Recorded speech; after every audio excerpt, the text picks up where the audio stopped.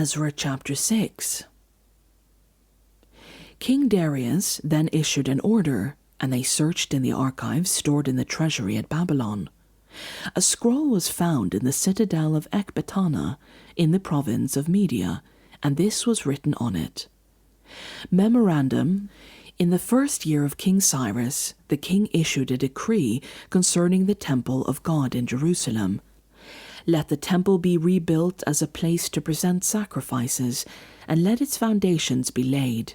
It is to be 60 cubits high and 60 cubits wide, and with 3 courses of large stones and 1 of timbers. The costs are to be paid by the royal treasury. Also, the gold and silver articles of the house of God, which Nebuchadnezzar took from the temple in Jerusalem and brought to Babylon, are to be returned to their places in the temple in Jerusalem. They are to be deposited in the house of God.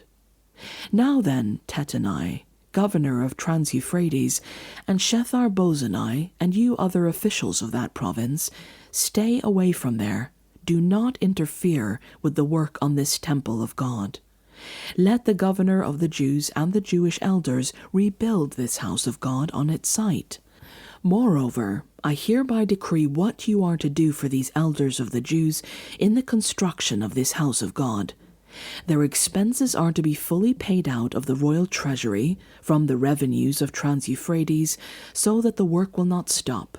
Whatever is needed, young bulls, rams, male lambs, for burnt offerings to the God of heaven, and wheat, salt, wine, and olive oil, as requested by the priests in Jerusalem, must be given them daily without fail, so that they may offer sacrifices pleasing to the God of heaven, and pray for the well-being of the king and his sons.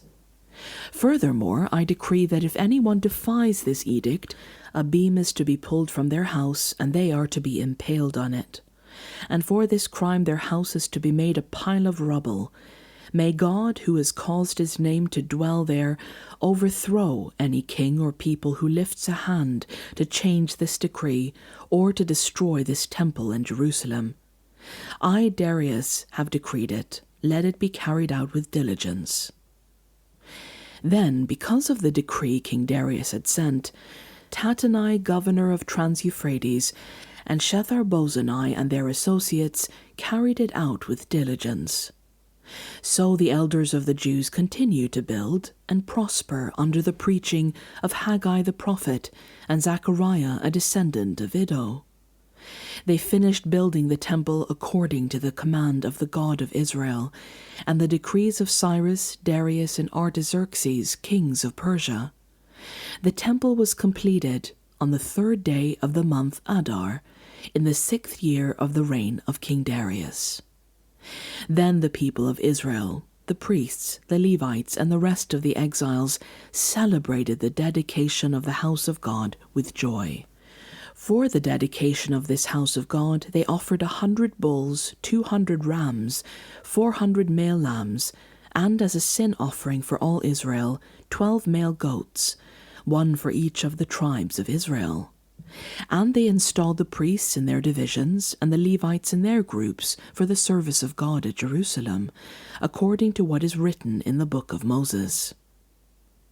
On the 14th day of the 1st month, the exiles celebrated the Passover.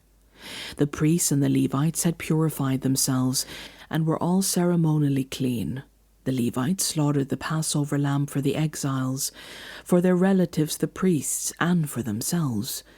So the Israelites who had returned from the exile ate it, together with all who had separated themselves from the unclean practices of their Gentile neighbors, in order to seek the Lord, the God of Israel. For 7 days they celebrated with joy the festival of unleavened bread, because the Lord had filled them with joy by changing the attitude of the king of Assyria, so that he assisted them in the work on the house of God, the God of Israel.